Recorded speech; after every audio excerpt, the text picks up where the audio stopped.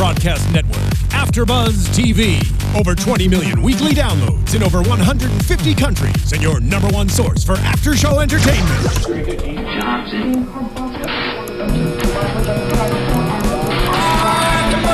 AFTERBUZZ TV, the destination for TV superfans. Producing aftershows for over 300 of your favorite TV shows. Interviewing celebrities and showrunners. And bringing you behind-the-scenes exclusives. All thanks to E! Entertainment's Maria Menounos, producer Kevin Undergaro, and internet leader Akamai.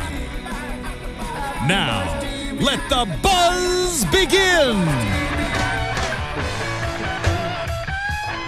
That's right, baby. We got more old school rock and roll, because that's how the sheriff rolls. We got some mountain, not fog hat, as I originally thought, but we got some mountain. Heard this a little bit as the sheriff was, teeing off on the heavy bag. But if you're watching us live right now and you're not watching the big game, we appreciate your support. Thank you very, very much. I don't know a whole lot about football, so, there's no place I'd rather be than AFTERBUZZ TV. Welcome to episode 4 of the official Second Chance After Show, right here on AFTERBUZZ TV. My name is Ty Matthews. Yes, my name is Ty Matthews. Man, I'm so flustered today. My name is Ty Matthews. You can find me on Twitter, on Instagram, at Ty Matthews PMA, as always, as well as various other after shows. And joining me, as always, is my lovely and talented co-host. Hi, I'm Jamie Banks, and you can find me on Twitter and Instagram at JamieBanks_. That's damn right you can. Now, for the entirety of Season 1, if you're brand new, we'll be right here every Sunday evening recapping every single episode of Second Chance up until the finale. We can't wait. If you like what we're doing, let us know. Find us on Twitter, find us on Instagram, tweet us, all that good stuff. If you're on iTunes, download, rate, review, subscribe. Hey, 5 stars if you're nasty. I'm just saying, if you really like it, leave 5 stars. It really helps. If you're on YouTube, leave us one of those nifty thumbs up and a comment. And it'd be nice, be gentle. We love you. I know you love us. I love you. But let's get into episode 4, admissions. They really, really love the wordplay, first of all. They do. I think they're very creative. That, along with the characters' names a lot, have a lot of meaning to them. So I think the writers are definitely enjoying that. Sure, definitely. It doesn't hurt to be a little bit on the nose sometimes. That's fine. Mary Goodwin. She's good. Actually, someone commented on YouTube that Mary Shelley's original name was Mary Godwin before she was married. Say what? So that's pretty awesome. Guys, thanks for your comment, by the way. I need to brush up on my Mary Shelley, on my Frankenstein. That is awesome. I didn't realize. See, one of the things I thought the show, as we talked about before, the show was originally called Frankenstein and then also the Frankenstein Code. And I don't see too many overt references, but that's one of them. That's perfect. I love it. I love a good literature reference. Now let's get into the meat of the episode. First of all, what did you think about episode 4, Jamie? I think it was good. I think overall it was fun. A lot of great comedy moments, which I always love, Sure. and good action scenes. And so I enjoyed it. How do you think it compared to last week's episode? Because so far, I think episode 3 is my favorite of the season. I think episode 3 was strong in the way that the mystery was so... It wasn't so much of a mystery, but the whole action scenes between Asher and Jimmy was so strong that it was a little bit hard to follow up with that. But I think Dr. Kenyon was equally creepy. So that was definitely interesting too. And that's the thing. A hero is nothing without a good villain. We're getting a lot of really good villains of the week, as it were, and it's interesting what we'll get into about Liz Kenyon is that she's not quite as aggressive as Asher was last week, and so I think they're dealing with her on a different level. They kind of have to take a different approach, which is something I'm enjoying seeing. I'm enjoying seeing their dynamic and how Jimmy and Duval work, especially now that, let's start from the top. Duval is not having a good time coping with the fact that Jimmy is his father brought back from the dead. I think he feels very conflicted because, as you can see, he does partly believe it. And I think even before he found out the truth, he knew that there were a lot of similarities between Jimmy and his dad, or who he thought was his stepbrother. So I think he does believe it, but he just can't wrap his head around it. Right. And so he feels very conflicted. Well, I think he definitely doesn't want to believe it at first. Like, it's one of those things where, imagine it. If it's ostensibly, this show is taking place in our world right now. So imagine if someone told you that, if, heaven forbid, you had a parent pass away, they came back in a much younger, much stronger body, and then they said, no, look, I'm your dad. It would be very strange. It's very, very hard to wrap your head around. And I think part of you would be so happy that they're back, but then you would say, is it true? And then you would feel conflicted, and it would probably be kind of stressful. Right. And it's one of those things, what do we think makes an identity? You know, how much does physical appearance play a part in who we are? Right. Or is it your soul? Right. Exactly. And that's the thing. I think another question that this is making us ponder, and another thing that we're wondering, is that once you've gotten to that side, once you've gotten to quote unquote the other side, and you come back, if you do believe in some sort of soul, you know, that sort of concept, is that intact? You know, do you lose some of that having been dead? True. And also Duvall, we don't really know his religious aspects, but we do see him researching about afterlife. Right. So I think he's also thinking about like afterlife, and if this is really possible too. Right. And I think, yeah, even whether he thinks it's true or not, he's definitely interested in the concept. And so we see him searching for a lot about, you know, about near-death experiences, about people that have said they've seen the other side, about cell regeneration, the science behind it. You know, that's one of the things that keeps coming up week after week is science versus faith, I think, you know? Yeah. And so it's, you know, I love seeing people's different take on it. And we see, you know, obviously we see a lot of science in every episode. We even see a little bit of, you know, kind of the supernatural element with Helen busting out the Ouija board. I love that part. That was awesome. But one thing that I've been noticing is that Duvall, when he's under pressure, when he's in stressful situations, it looks like he becomes more like his dad than he would like to admit. You know, when he kind of finally has to come to grip with it, he turns right to alcohol, which is, I think, something that he would have given Jimmy endless crap for when he was alive in his first incarnation. That is interesting. Maybe he is more similar to his father than he realizes. Definitely. And I think, how do we think he feels about that? I think it's bittersweet in the way that Jimmy coming back is bittersweet, because I think he is kind of comforted by the fact that he had some things passed on from his father, but I think he also is deathly afraid of turning into that kind of absentee father. I think since he really didn't respect his father when he was young, that he really doesn't want to turn into him. But at the same time, as mentioned in the show, he wanted to live a life to make his father proud. So there's a lot of conflicting there, because he loves his dad, but has so much tension with him at the same time. Sure. Now, what do we think about... We see a lot of interpersonal connections between Duvall and Gracie in this episode. Duvall is fiercely protective of Gracie. He doesn't want, you know, he's okay with her thinking that Jimmy is his half-brother. He obviously doesn't want her to know the truth. He wants Jimmy to kind of keep his distance. Why do we think that is? I think he's trying to protect his daughter. Just like in episode 1, he didn't want Jimmy to see his granddaughter, even though he knows that Gracie loves him so much. So I think he's protecting her in a way, and also because this is such a strange thing, he doesn't know how to tell Gracie, and he wants to be there for her, but it's so strange that he doesn't really know how. Sure. Yeah, how do you broach that topic? Guys, it's hard enough to talk about the birds and the bees. It's even harder to talk about, hey, your dead grandpa he's back from the dead, and he's a superhero now, and he's got super strength, and he's super young and handsome, and everyone loves him.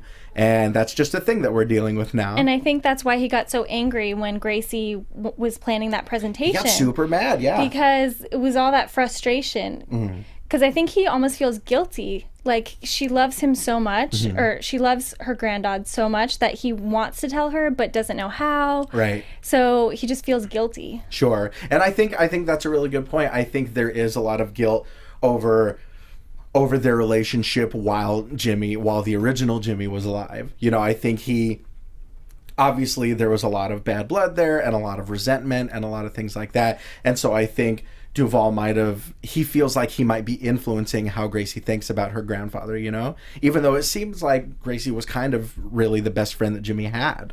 You know, but I think there is some guilt over the fact that maybe they didn't get as much time together as they would have liked, or as many, you know, bonding moments.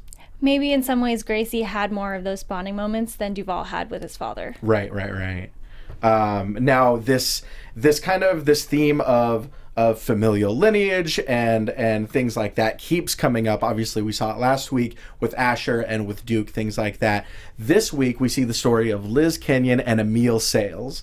Now, we see that back when Jimmy was in his original, when he was the sheriff, so to speak, Duvall made a promise to the parents of this kid Kevin Whitfield, and Kevin Whitfield was this brilliant, this prodigy. He was a genius kid that had apparently OD'd on heroin, and at first glance, Jimmy looked at that and said, all right, it's open and shut. It's a drug addiction. It sucks, but it happens. But Duvall, he really, really thought there was something more there. And I think that's another instance of being like his dad. Jimmy, when he was the sheriff, I think he would look at cases and think, no, there's more to this than is on the surface, That is interesting. I think one of the reasons Duvall really thought that there was something more to the case was because of Kevin's parents, and they believed him so much. And I think that shined through, and that's why he really wanted to take the case and thought there was something there. And I think that speaks to his fatherhood too. Absolutely, and that's a great point. He did say that they believed in him so much that it made me believe in him. He didn't want to think that this kid that was just about to go to college in the fall would turn to drugs and would OD on heroin. So they look into it a little more, and basically they find out that the therapist at Seattle State University, Liz Kenyon, is she's doing what she thinks is saving these kids. She had this kind of tyrannical piano teacher when she was 12, all the way up through when she was 16, that would just push her and push her and push her to be better and better and better. And she just couldn't catch a break, and she finally snapped. And so even though the teacher, Emil Sales, even though he died, he's still this kind of manifestation in her head. I think it'd be a lot of pressure to be that intelligent or to have an amazing skill like that. Mm-hmm. So I think she thinks she's protecting them. Right. She thinks it's from Sales in her head, he's still alive, but I think it's also protecting them from that pressure that society or their family would put on them. Mm-hmm.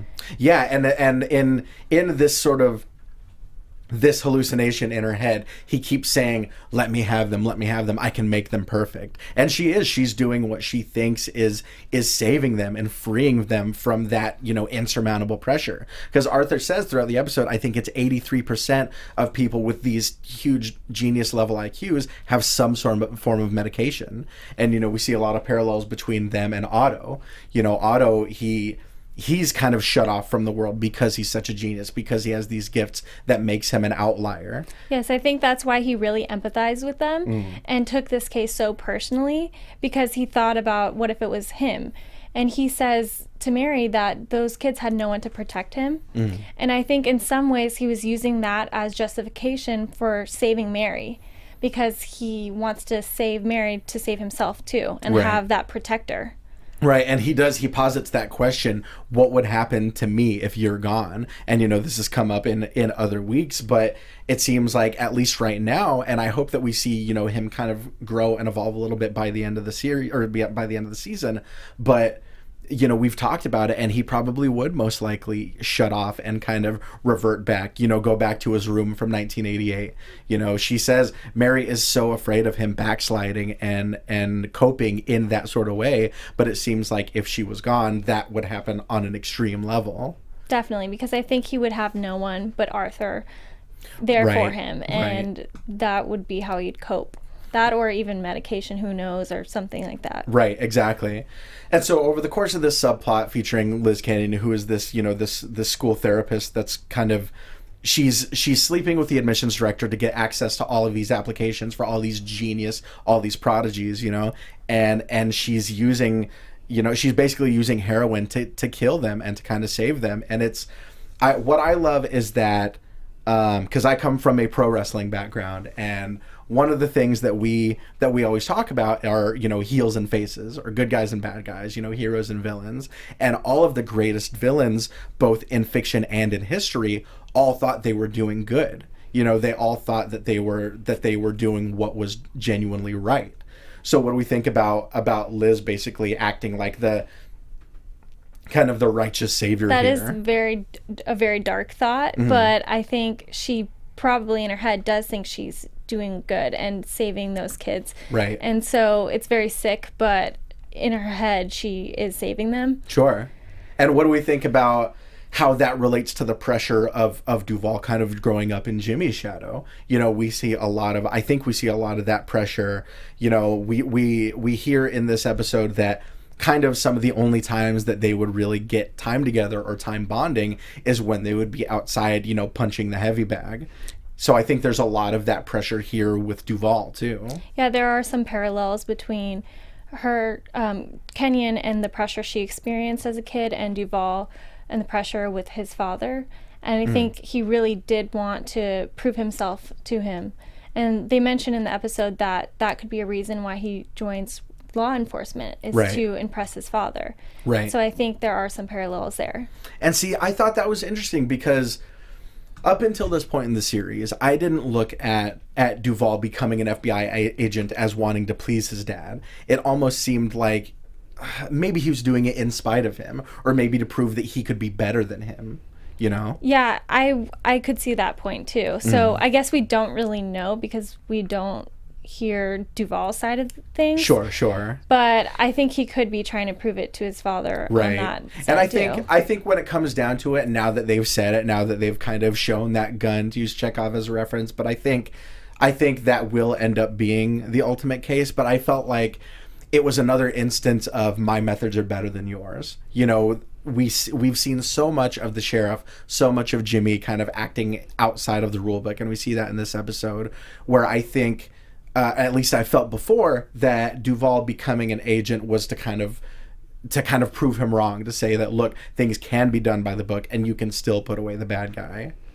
That is interesting, but I wonder at what age he decided to join the FBI and where in his career Jimmy was too. That would all be relevant information. Exactly, yeah, and I would love to know, is this something that he wanted ever since he was a kid, you know? And I think that goes hand in hand with how long has he resented Jimmy for. Yes. You know, as a kid, did he look up to his dad? Did he think he was a hero? Well, we found out when he was 8 years old, he took the bat and broke his window. Oh, very good, yeah. So I think he did resent his dad in that way. And I think he saw himself, Duval saw himself as protecting his mom because Jimmy made his mom cry.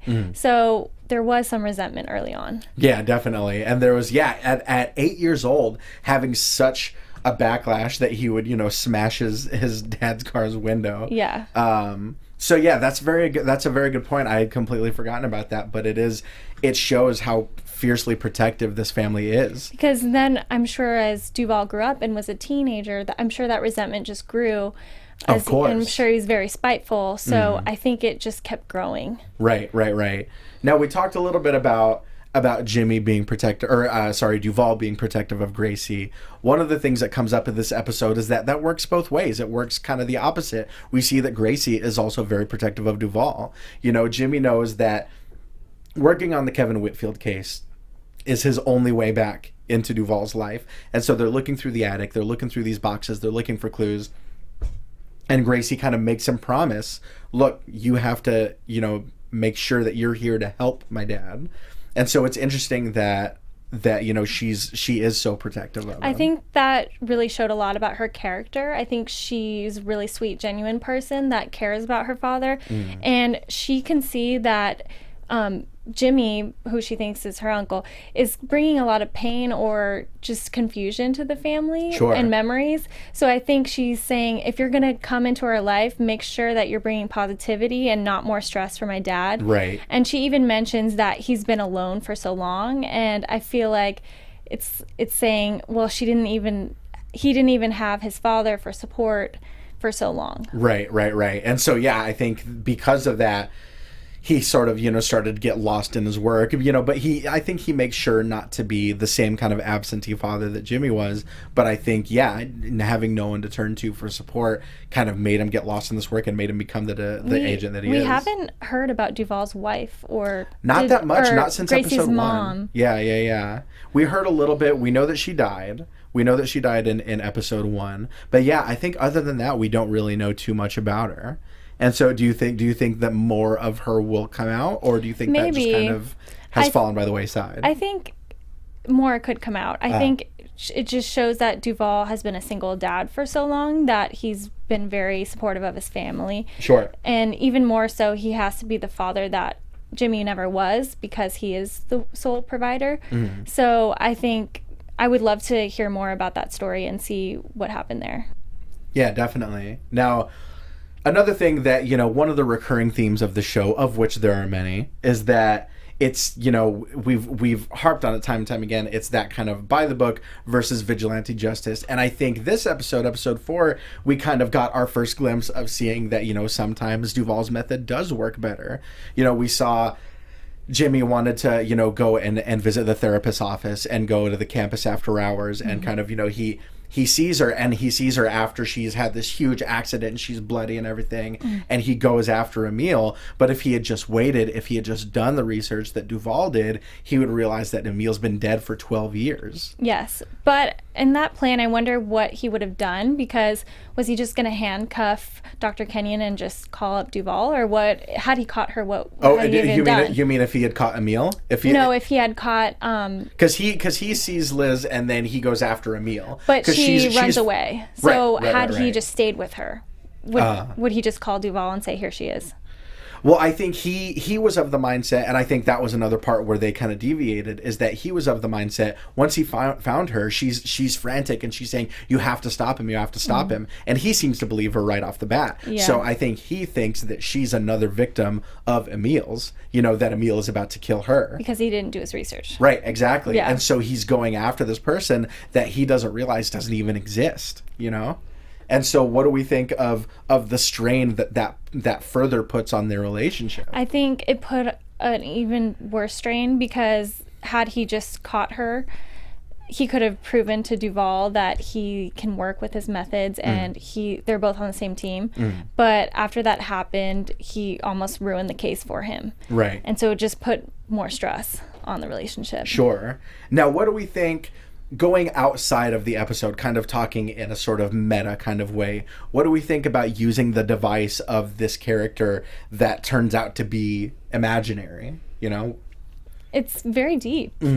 And I think she because I wasn't expecting that sort of thing out of a show like this. Yeah, I thought it was like a metaphor, maybe for pressure of society. Sure. Or what did you think about it?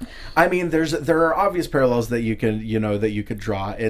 There are elements of Fight Club. Spoiler alert if you haven't seen Fight Club, it's been out since '99.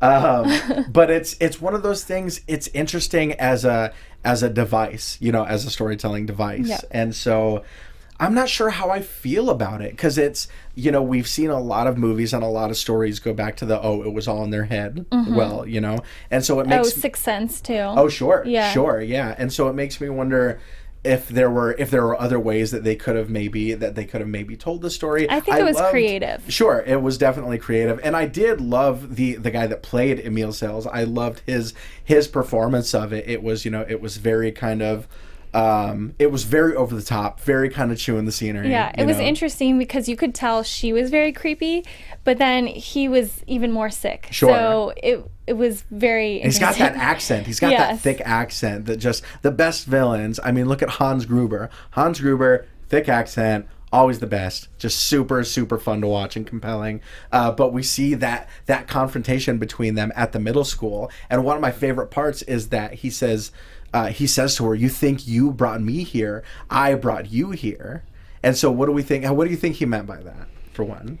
He brought her there because it was so much pressure on her, I believe. So he's controlling her life even after his death. Sure. And so I think it just shows how traumatic his presence was on her life and how much pressure she felt growing up with those exceptional skills. Right. It's interesting. What I got from that is that, when Jimmy and Duvall kind of finally put their heads together, and I love how these kind of intersect, how the familial problems between Duvall and Jimmy kind of overlap and give them the clues that they need to solve their cases.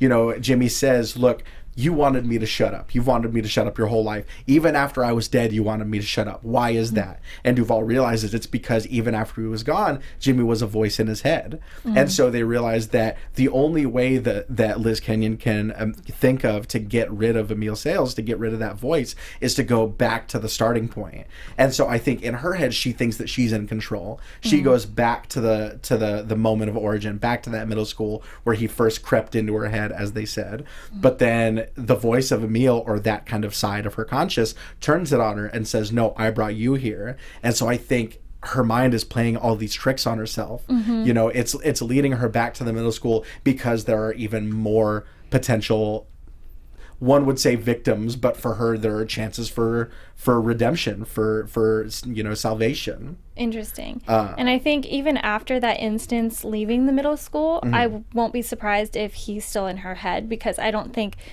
going to the middle school is just going to vanish him from his head. Right. So I think she's going to have to live with that for the rest of her life. Yeah, and imagine that. Imagine she's locked up in jail and he's in there with her. It's terrible. You know, what do we think that would do to her psyche, you know? And she can't kill anyone while she's in prison, so she can't really act upon it. But I can see her going crazy. Yeah, definitely. And another thing that we saw in that middle school scene, when, you know, she goes after this swimmer, you know, this amazing swimmer, and injects her and almost kills her. And then we see Jimmy kind of showing off his newfound powers. You know, one thing that I didn't put together in episode 3 is that, yeah, just because Duvall knows that he's his father now, or is finally starting to accept it, you know, he doesn't know that he's also a superhero. I think it's perfect, because now Duvall has more incentive to bring Jimmy on the cases, because now they're an even better team, because he has these superpowers versus just, you know, strong man. He has superhuman qualities. So it's even better for him. Yeah, and I think, yeah, once Duvall saw that Jimmy, you know, was just kind of going rogue again, I think he even said, look, this was a mistake. You know, one of kind of the most cutting lines of the episode is that he says, you know, go back to the twins. They're your family now. Almost in this moment of kind of disowning him. Very harsh.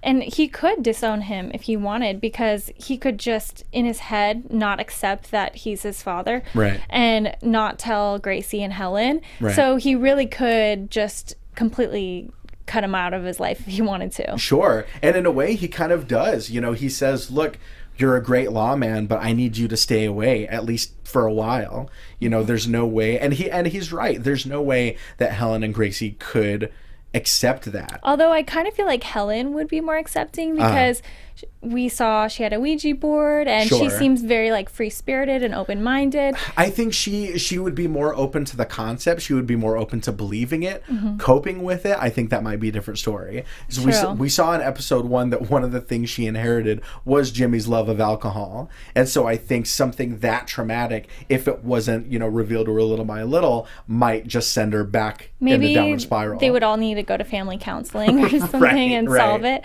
But guys, sit down. This is your grandpa. He's back from the dead. Let's talk this out.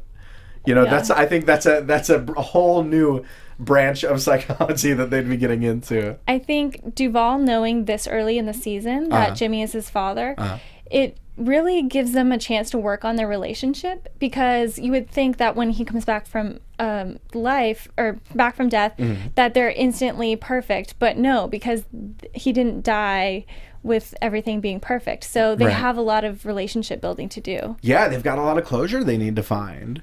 One of the things that I love that they play with in this episode is that he's finally, you know, we finally see Duvall accept that this is Jimmy, you know, and you know, he's having a hard time with it in the beginning of the episode, but fairly quickly he comes around and says, you know, you would always come back if you had leverage. And Jimmy kind of has that moment, oh, so you admit that it's me, because he knows these things that nobody else but Jimmy would know. And so he's finally accepting that Jimmy is back. Meanwhile, Helen thinks that he's finally accepting that Jimmy is gone forever. It's kind of ironic. It's comical too. Yeah, definitely. I think, you know, she says after he snaps at Gracie, she says, says, oh, it's finally happening. Your half-brother coming around is finally getting you to accept that your dad is gone and he's never coming back. But it's quite the opposite. Right. And I love that moment. And I think that's one of the things that makes me think that she's going to have even harder of a time coping with it. Because I think that that's something that she's dealing with right now, too, is finally letting go and realizing that, look, Jimmy's gone. He's never coming back.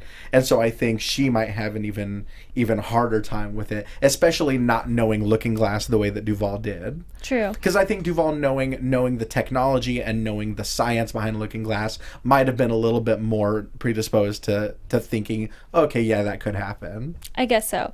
I think she notices similarities between Jimmy and Duvall, and Jimmy and Duvall, the old Jimmy and Duvall, watching. So I think she kind of does see something is going on, but she doesn't know what. And that's the thing. We see these little moments. We see these glimpses from her. We see the way she looks at the Ouija board, the way that it was, starting to go towards yes. And obviously, and I mean, like, we know...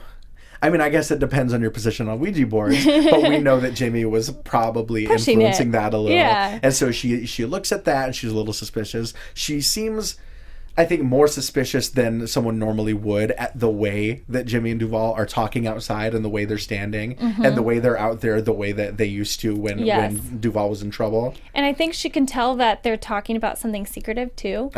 And I wonder maybe if she heard one of their conversations, what would happen. Right. Yeah, she's definitely, the suspicion is starting to build. The paranoia is starting to build, I think, little by little. I think she knows Duvall knows something that she doesn't. Yeah, definitely. And that's probably a recurring theme in their life and their relationship. Duvall probably knows these things that he keeps from her for her own good, probably because she's got those drinking problems that she inherited from Jimmy. Yeah.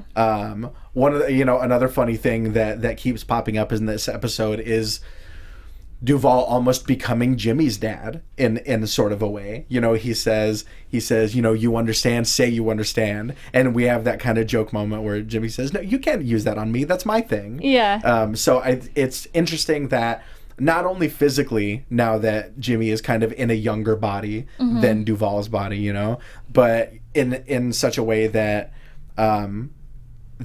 Jimmy was local police. He was a sheriff, whereas Duvall is FBI. Oh. And so I think he might be kind of holding that over him a little bit too, and kind of taking the reins as a dad now. Although Jimmy was in uniform for 30 years, so he does have the experience under his belt. Sure. But I guess a different sort of experience. Right, yeah, definitely. Now we wrap up this episode with... he's talking to Mary at Peng's after Duvall has said, look, you need to stay away from Helen and Gracie until I can figure this out, until I can figure out what to tell them. And he orders her a fog cutter, which I love. I continue to love the interactions between Jimmy and Mary. And he says that he needs a favor. He needs a favor from Looking Glass is kind of the implication. And, it seems that because Duvall's boss, his superior, she's becoming suspicious because all of these cases that he's been cracking over these last few, weeks in our time. I don't know if it's been weeks in the world of the show, but all of these have some sort of element that he's not putting in the reports. He can't say, oh yeah, my superhuman reincarnated grandfather helped me crack this one. Yeah. And so she's starting to get suspicious.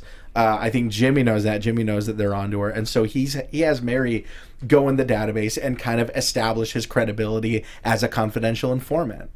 And so now we saw at the school, at the university, that the other agents can't know. Obviously they can't know, but they can't know that he's not FBI. They can't know that he's just hanging around scenes with Duvall. I think this was a really good move because as the boss, she would definitely become increasingly suspicious. Sure. Because clearly there's something being left out, especially in an office with so much corruption already. Oh yeah. So I think it was a great move on their part, and also it gives Jimmy and Duvall more chance to get to know each other and work on their relationship.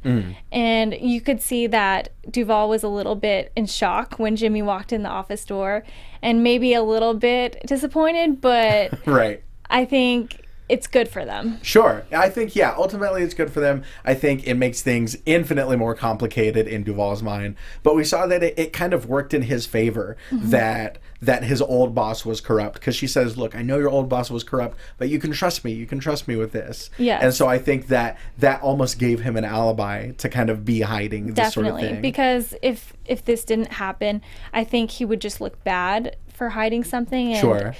there would always be some awkwardness there with the truth not being there. So I think it was great. Right. And I think, he doesn't want it to come off like he's using illegal means the way that, Jimmy did when he was alive the first time.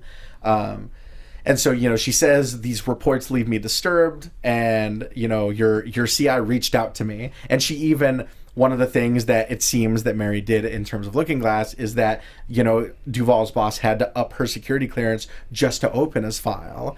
And the last line of the show, and this obviously heavy symbolism, loving it, she says, take good care of him, because a source like that is hard to find. That's awesome. On the nose, guys. Heavy symbolism. What do we now? It's like you said, that'll give them more of a chance to work on these cases, more of a chance to work on their family crap, as Duvall puts it earlier. And it's good because now Jimmy doesn't have to hide when the FBI show up, and it really gives him an alibi why he's interested in these cases. And now Duvall knows that he's a superhero, and so he'll like that too. Sure. So overall, I think it was good for them. Sure, absolutely, guys. It's just like every week, episode 4, a lot to dig into. But guys, y'all know what time it is. It's time for some predictions. And now, your There we go. AFTERBUZZ TV predictions. Never gets old. Never gets old. So Jamie, let's get into some predictions. Where do you think we're going from here? We definitely need to explore the Mary-Jimmy relationship more, because there really wasn't much of it in episode 3. Sure. So I think that will continue to develop. I also see Duvall continuing to maybe go less by the book and Jimmy going more by the book. Sure. I think they're sort of adjusting to each other's ways, and it's kind of like a compromise as well. Exactly. Yeah, they're gonna meet in the middle. Duvall's kind of gonna work a little bit looser with the rules. Jimmy might request a warrant or two finally, maybe not, but maybe. But yeah, it's true. We didn't see a lot of the interaction between Mary and Jimmy in episode 3. We see a little bit more of that in this episode. We see their kind of pep talk while he breaks the heavy bag, and she wants him to be more honest. I think he thought that maybe revealing this to Duvall was a little bit premature. Yeah, I think he appreciates her advice, and I think he can tell that Mary's really caring about him, and they're starting to bond, but it could go a lot deeper. Right. And I think in terms of my prediction, I think that Duvall, or that Jimmy rather, is on the money. I think he was of the mindset that while he was his half brother, he could kind of get a little bit closer. But now that Duvall knows and accepts that Jimmy's his father, that resentment from when he was alive the first time is just going to come right back. So I think we might get to a moment where Duvall just ices him out completely until something hugely traumatic happens. I also can see either Helen or Gracie finding out more information and becoming increasingly suspicious. Like maybe they'll overhear something or see something weird, but I can definitely see that happening. Yeah, definitely. And we saw, during the credits, we saw a little bit of glimpse of what's going on the next episode. And, just gleaming the little bit from that, maybe 20, 30 seconds, we see that Mary is in some deep trouble. How do we think Otto's going to react to that? He's so protective. So I can see him kind of freaking out and wanting to assist her, but there's only so much he can do. Although Looking Glass is so powerful, so it'll be interesting to see how it plays out. That's another thing. That's what I'm saying. The power of Looking Glass is going to be someone's downfall. I don't know who it is, but guys, you saw Terminator 2, you saw Skynet, Judgment Day is coming, shit's going down.